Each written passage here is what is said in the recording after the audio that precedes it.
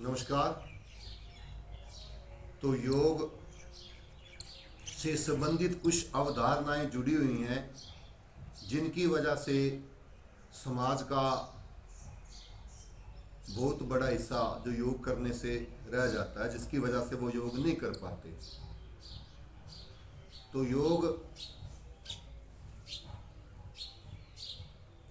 हमें एक नई जीवन प्रणाली सिखाता है। हम किस प्रकार अपने जीवन को स्वस्थ रखें और किस प्रकार एक त्याग पूर्ण और एक सच्चा जीवन जिया जा सकता है, इसके बारे में आपको बताता है। तो योग के बारे में 3 या 4 अवधारणाएं हैं जिनकी वजह से बहुत से लोग जो योग से नहीं जुड़े हुए, वो योग से जुड़ना नहीं चाहते या योग को करना नहीं चाहते। तो सबसे पहली अवधारणा इसमें जुड़ी हुई है, जो धार्मिक अवधारणा है कि योग है जो वो किसी विशेष धर्म के लिए है।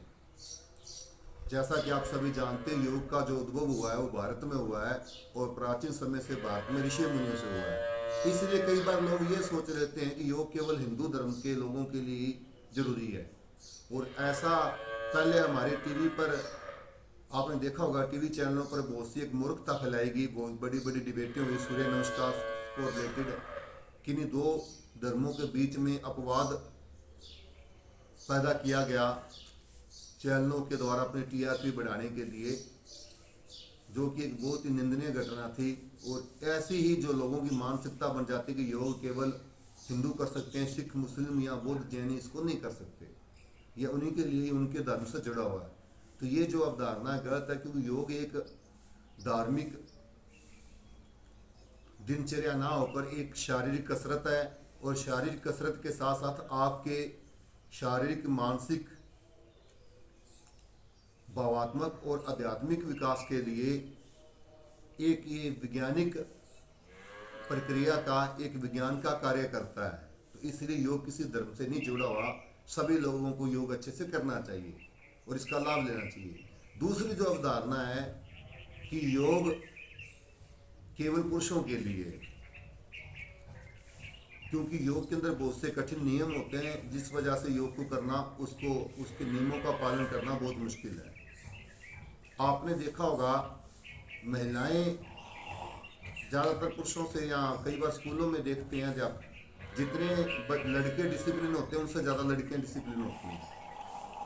तो इसलिए दूसरा, योग के अंदर योग करने से आपके शरीर की लचक बढ़ती है और लचक योग को आसनों करने के लिए जरूरी भी है।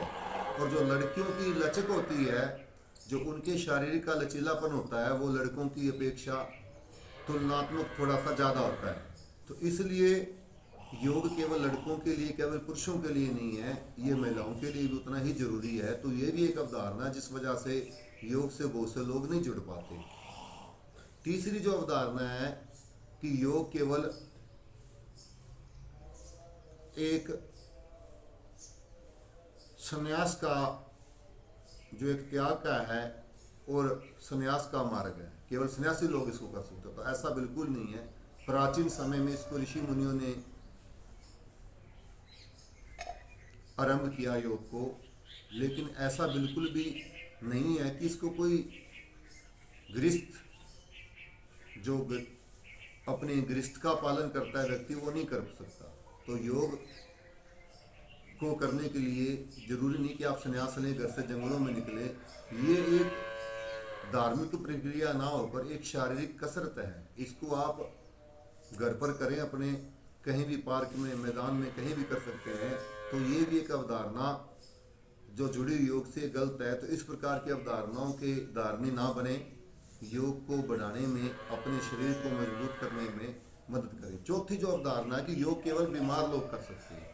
तो ये जो धारणा है, कई बार हमेशा मनुष्य होता है, मनुष्य एक सामाजिक प्राणी है और वो समाज में जब रहता है तो अपने आप को दूसरों से श्रेष्ठ दिखाने के लिए उसके अंदर थोड़ा सा कई बार ईगो भी आ जाता है। जो उसका अहम है वो भी एक समाज के अंदर मायने रखता है। मनुष्य का जो दर्जा होता है उसका अहम होता है। तो केवल बीमार लोग करेंगे, ये अवधारणा बहुत गलत है। हाँ, ऐसा जरूर है कि योग आपके शरीर को मजबूत बनाता है, आपको शारीरिक मानसिक रूप से स्वस्थ बनाता है। तो योग को करने से आपको रोग नहीं लगेंगे। और दूसरा, योग के अंदर बहुत से ऐसे आसन होते हैं, प्राणायाम होते हैं, जो आपको किसी रोग के बाद, जैसे डायबिटीज़ है, बहुत सी बीमारियां ऐसी हैं जिनका अभी तक मेडिकल उपचार सही से नहीं है, या हाइपरटेंशन है, तो उनका योग के माध्यम से, जैसे शवासन है, मकर आसन है, तो बहुत से ऐसे आसन हैं जिनके द्वारा हाइपरटेंशन को, बीपी को लो किया जाता है, बीपी को सामान्य कर लिया जाता है। तो ऐसे बहुत से योगाभ्यास है जिनके द्वारा आप रोगों से बच सकते हो।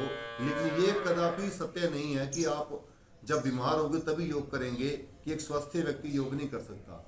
तो इस प्रकार की अवधारणाओं से जो झूठ फैले हुए समाज में, उनसे बचें और योग से जुड़ें, और अपना व अपने परिवार का स्वास्थ्य बनाकर रखें, अपने परिवार को स्वस्थ रखें, और आपका जो सबसे अमूल्य निधि है, स्वास्थ्य है, उस